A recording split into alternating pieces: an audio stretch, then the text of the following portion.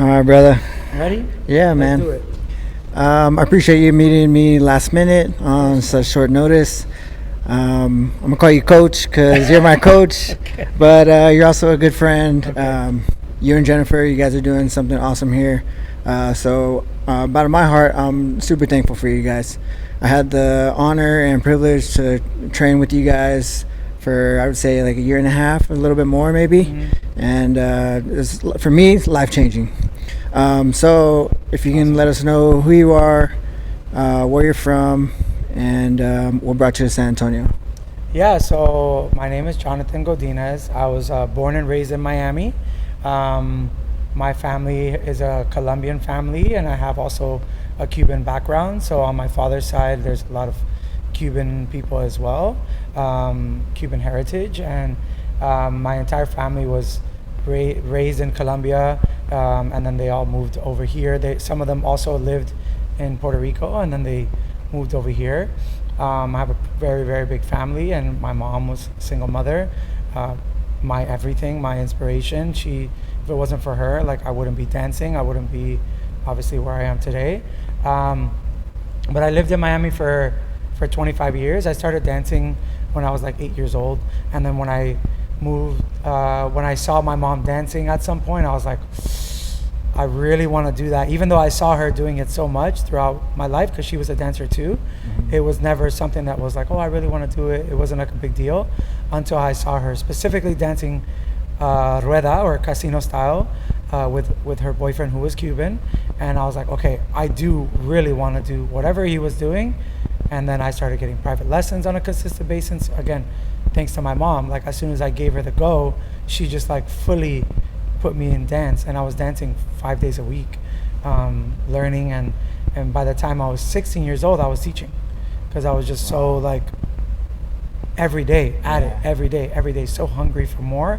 So that was in Miami, and then when I turned 25, I wanted a change in my life. I got my bachelor's in film and digital production, so I wanted to pursue a career in both dance and film and TV. So I moved to New York. I had a really good opportunity to live out there with no risk. So, I mean, there's a risk, but still, I took a chance and I went. And within a little bit of time, I was dancing again. And in the beginning, I wasn't. I was focused on like the restaurant job that I had, because I had a lot of experience as a restaurant manager and like running restaurants. So that's how I got my foot in the door in New York. But eventually, I got so tired of working 10, 12-hour days at a restaurant, I started looking for places to dance. And then that's what kind of led me into this whole New York mambo, dancing on two. And that led me to bachata, which I didn't even know people were dancing. And this was in 2011. And then, I got to pursue my film career. I finally started working at NBC and stuff like that. But as far as dance goes, the more exposure I got to it, the more hungry I got to train even more, something that I've never done, because I danced and I thought I had it all, dancing for 10 years and learning so much in Cuban style. When I moved to New York, nobody was doing that. Everybody was so New York focused, New York on two, mambo style, that I started like, okay, I gotta learn that, because I can't even go social dancing. So I started, meeting people along the way, started taking classes, started dancing bachata, because I wasn't doing salsa right away, because I was very like intimidated by the fact that I couldn't even dance with people out there, because everybody was on one, on two, on one, on two. And there was nobody that was like, oh yeah, on one, we'll dance on one, it's okay. One in a million. So I didn't get to dance with people out there that often as I would have liked to. So that's what kind of stirred me in the direction of bachata, because bachata was starting to be very big in New York, and it was just the beginning, but it was just starting out there. So I got there right on time before it got really big, and I started dancing bachata. I joined Jennifer's team, and that's when I started getting exposed to actual training to bachata, and then performing bachata, and then eventually starting my own team, going back to doing salsa, bachata and salsa at the same time. And then that's when I got invited to dance on one of my favorite teams, which essentially was kind of like career changing for me, which was Sapphire Dance Company, with Carlos and Arlette in New York, and I joined their company and really started to learn how to dance on two. I was training 6 o'clock to 2 in the morning, Mondays through Thursdays, hardcore, every day. And even when I wasn't there, I was either dancing on the weekend or learning routines on the weekend, because I had to constantly play catch up being on these teams. They already had 4 routines done, so they would rehearse and I'd be like, I don't know any of this, so I wouldn't feel lost. I would always work extra on the weekends to catch up, so next time I go to rehearsal, I'm up to par, the best that I can be, even though I didn't know how to dance on two. Right. So it was just constant like uphill battle, but which I feel like I overcame at some point. And within 6 months, they asked me to join their pro team, which was a really big honor for me. So I joined their pro team, and then 2-3 months after that, I was getting paid to be a professional dancer, traveling, performing alongside the director, Carlos and Arlette, and traveling as a paid dancer. I mean, I can't say it was a lot of money. You can't live like that off the bat, but it was still an honor to be able to perform and travel, and just do something that I love to do, and then that continued for years, like ever since I constantly was working harder. I was living in the mecca of salsa, so I got to constantly train with the best of the best. I would always take classes from the best of the best continuously throughout my career, and it was amazing. Like I could never ever look back and say that I regret any of those decisions. And then at some point, I got to a point where I got to train at the next level. I got to train with, at the time, there was a team called New York Movement, which was a culmination of all the best dancers that you can think of. Fausto Felix, Edwin Tolentino, Ernesto and Denise, and Atoy, Bruno, Jacob, these absolutely phenomenal dancers, and Maria Ramos, De La Madera, and I got to train with them for over a year and a half. Then eventually I trained in bachata with Fausto, and we competed in 2017 and won a world championship. I just constantly kept getting exposure, and then eventually I started doing things on my own, and that's when Jennifer came into the picture. We had always known each other. She always had her team, but it came to a point where we're like, okay, maybe we could do something together. She kind of went on her own, I went on my own, and we got to partner up and focus on bachata. And once we did our first, we didn't even start with a routine, we started with a video, which kind of went viral, and I honestly think that it changed the way that people watch videos today. Is that one of the ones that you guys play here on? Yeah. Okay. Yeah, so these videos weren't being done back in the day. Like anytime you would see videos of people dancing, it was like a performance or a workshop or something like that. But we somewhat started a trend of dancers dancing in locations outside and making it like a music video concept, and that kind of went viral. And then when that went viral, people started wanting to hire us, whether we had a routine to perform or not. They just wanted to see us, and they were interested in learning from us. Our partnership was definitely strong and unique, so we started traveling and performing, and then eventually we came up with a routine, and then we started our teams, and then it just grew, and we started getting hired, traveled internationally, went to Japan, went to Italy, and did all these gigs, Dominican Republic, and we would just keep working, and just not trying necessarily to we got to do this. It was more like we're just really honored to do what we love to do. Let's see what comes of it. Let's just have fun. One thing kept leading to the next. Yeah. You kept growing. You kept learning. Yes. And there's levels to everything, so you just kept hitting the next level. Yeah, kept training in acrobatics, kept reaching out for mentors of ours, people that we look up to train with them as well, kept private lessons on a consistent basis. It was just consistent. We just kept trying our best, and then I feel like we really didn't hit a moment of more recognition. There's phases of this. It's there's a cute couple out there doing something different, and then we get recognized. And then it's like, oh, they did the second routine. That's really cool. But it wasn't until we did like our third routine, which was Esta Noche, that when we did that routine, I feel like that really took us to that next level, and we gained a different level of respect, or recognition, I would say, rather than respect, but a different level of recognition with that routine. And we started competing. So we competed, we won championships. These unknown dancers that are now competing against the top dancers in the world, and we're winning. So it's just like all these things in combination really started to elevate us. And then at some point, COVID hit. After COVID, it was just like, what do we do now? We started teaching online, free classes for everybody. And then eventually we're like, okay, we're both really, Jennifer was born and raised in Queens, in New York. So she wasn't necessarily like ever thinking about leaving, but I was kind of content with all the work that I put in New York and the constant hustle mentality. I was ready to live a different quality of life. So I had mentioned to her that I wanted to move, and then COVID happened, and it was like, oh, okay, now maybe we can do this, because we're in the worst place for COVID ever. So we decided to move, and Texas was always on our mind because we had a lot of friends here. We traveled here a lot to teach and perform, so we kind of had a good sense of what Texas is about. So because of that, we decided to choose San Antonio. And why San Antonio? To be honest, like initially we wanted to go to Austin. It was Jennifer's was vegan or vegetarian. She was vegan, now she's vegetarian. But Austin was very vegan friendly. Austin was very dog friendly. Like we had just got a dog, so taking him everywhere was important to us. So we were just like, Austin sounds great, and we had already been there a couple of times too.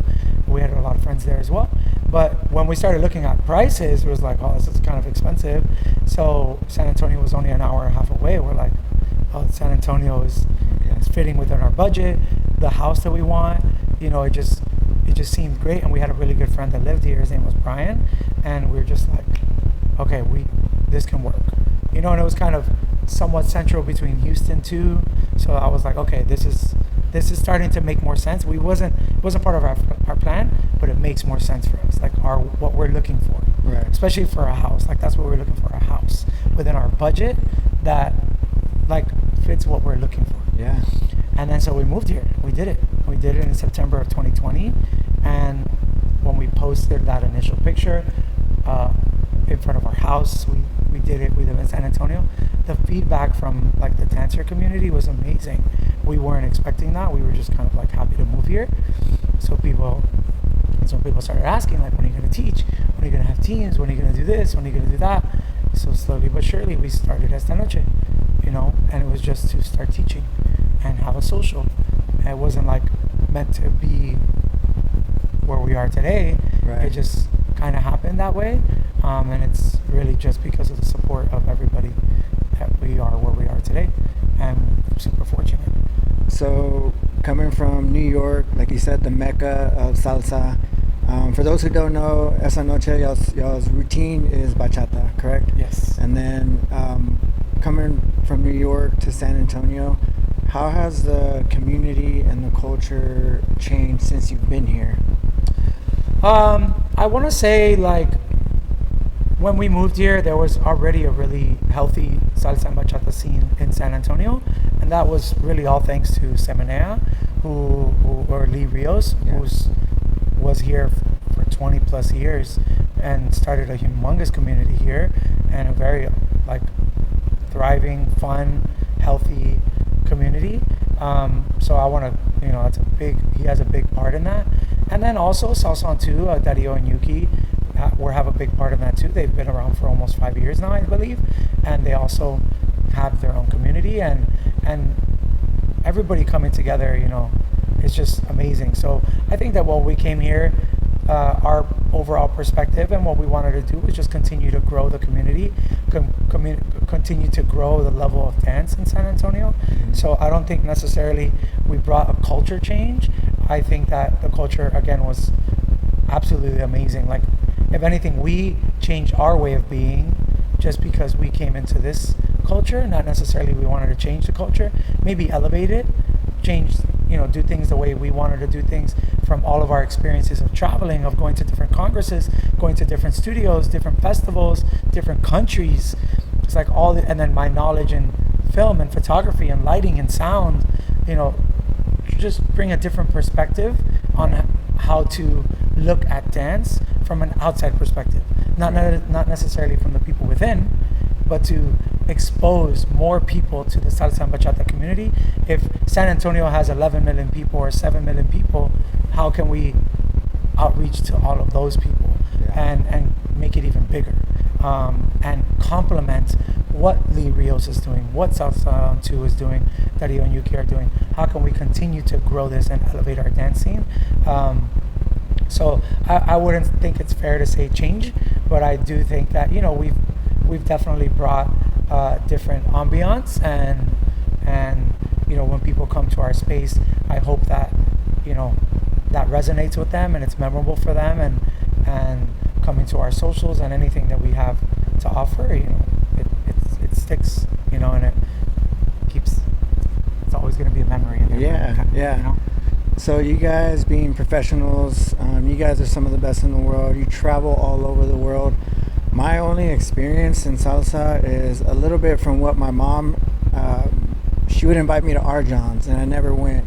And then I went to Puerto Rico one time and just saw the open garage doors and the clubs going off, people dancing. Super fascinated. Yeah. And then finally came across you guys. Actually, it was Semenea's anniversary party. It was an all-white party. I took a free lesson. I didn't stick around for the social. I just kind of watched people dancing, and I saw Steven dancing, and I was blown away by Steven. Nice. And then I used to work down the street, put salsa near me, and you guys popped up like, 5 minutes. I walk in, Steven's at the front desk. Oh, wow. Okay. And then you guys are my first pretty much proper instruction, education to salsa. And the thing I love about it is I meet so many people, all different walks of life. Yeah. The community is so loving, inviting, all of that. Is it the same all over the world? I want to say yes. In short, I feel like dance in general is supposed to be a happy place. Like people dance because they love to dance. Like it's just fun. It's gets their body moving. It's healthy. It should always be something that brings you happiness. So I feel like in general, yeah, for sure. I think anywhere you go, you can go to Japan. Like I've been there 4 times and taught over there and performed over there. Anywhere you go, I don't have to say a word to you. Music has to come on. It just comes on and you're just like, let's go. Yeah. And you can have a form of communication without speaking. And you can bond with somebody without even saying a word. The music was that guide, that connection that melded y'all together and makes you build this amazing connection. It could be romantic, it could be friendly, it could be friendship forever, it could be, who knows, like you never know, but it's because of dance, it's because of the music that does that. So that's the best part. Like you could be like, hey John, my Spanish is terrible, but I want to go to Spain and dance over there. Like, bro, here's the greatest places to go. You don't even have to know anybody. You will meet somebody and you will have a great time. That's the beauty of it. So yes, the culture and the community is like that. It's built that way. So that's the best part. Yeah. So before we wrap it up, I have one last question for you. Where do you see salsa in the next 5 to 10 years here in San Antonio? Oh, wow. Okay. So in San Antonio, I feel like, it's so, the Mexican culture here is so like beautiful, thriving, the energy, it's just like, even going to fiesta, I'm just like, oh my God, I love it, and I feel like I'm Colombian and Cuban, but I feel even more Mexican today than I ever did in my whole life, Yeah. and I love it. So with that being said, I feel like cumbia is always going to be a thing, and I feel like it's such a part of the San Antonio culture. I hope that one day salsa and bachata do the same. And one of our students, for example, just yesterday, he's been taking classes here for 2 months. His name is John. And John was like, John, we talk about, people artists that inspire bachata, or that brought more relevance to bachata in the world that we live in today, like Romeo Santos, Prince Royce, people that bring the commercial aspect to it so that more recognition is brought out on radios, whatever, etc. But he was just like, the other day in a class, we talked about, hey, Aventura's coming to do a concert in San Antonio. Y'all should go. It's a big deal. Like, we told that to all of our students. No benefit to us. Like, you know what I mean? We just want them to get more exposure to how amazing bachata is. And the fact that it's coming to San Antonio is huge. So we went to the concert last year. They're coming with their full band this year. And then John, who knows what people can take it in one ear and just walk out the door. Yeah. But he came up to me last night. He's like, I need that bachatero shirt with the San Antonio skyline because I want to go to the concert and I want people to know that I'm a bachatero. And he's full on Mexican, so like that means something to me. Yeah. It means that there is an impact, that things could, and again, I'm not trying to say like I want cumbia to die out or anything like that. I want cumbia, salsa, bachata, kizomba, like all this to live and be recognized in our community, and specifically in San Antonio. We teach classes once a month at the Tobin Center downtown at 9 a.m. Well, I mean, for now it's at 9 a.m. Every fourth Saturday, and every time we get people there, a lot of them don't even know what salsa and bachata is. Wow. They might hear it like, oh, salsa, but they don't necessarily know how to dance it. So we're going to continue to do our part, teach at the Pearl, on the lawn, teach at restaurants, and keep bringing exposure, work with the Spurs, work with SA Current, work with different leaders of this community, Puerto Rican festival, Cuban festivals coming up. How can we continue to bring that exposure and let people know like salsa and bachata exists? Obviously you might already know that, but you can dance it, you can grow, your kids can learn, and this could be amazing for everybody. So I hope that 5 to 10 years from now, where people have more recognition to what that means. If our community has 2,000 people, hopefully 10 years from now, that's 10,000 people or 20,000 people, or who knows what it could be. But I know that right now, we're extremely grateful for where we're at. And again, this is like thankful to, Seminea, Salsa on 2, and everybody who takes part in growing this community, because without the people that support us and all the students and the people that come to our events, none of this would be possible. So yeah. So you guys are among the leaders. I just want to say thank you for your time today.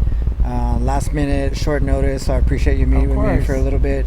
I want to say thank you on behalf of not only myself, but I'm sure there are plenty others who want to say thank you to you and Jennifer, who are leading the way, along with Lee and Yuki and Dario, and others who are, even Placius, I know he's doing. Yeah, DJ Placius, big shout out to him as well. Yeah. DJ FNF, for sure. Right, yeah, so it's cool to see everyone coming together, working together to try and spread the word, spread the love for it, especially in San Antonio. It's cumbia heavy, tejano, you know what I mean? Yeah. So it's good to see that you guys are taking the lead on the forefront, on the front lines, doing what you got to do. So thank you so much for being here. Of course, bro. Brother. My pleasure. Love you, brother. Thank you. Yes, Love sir. you too, Yes, man. sir. Awesome, dude.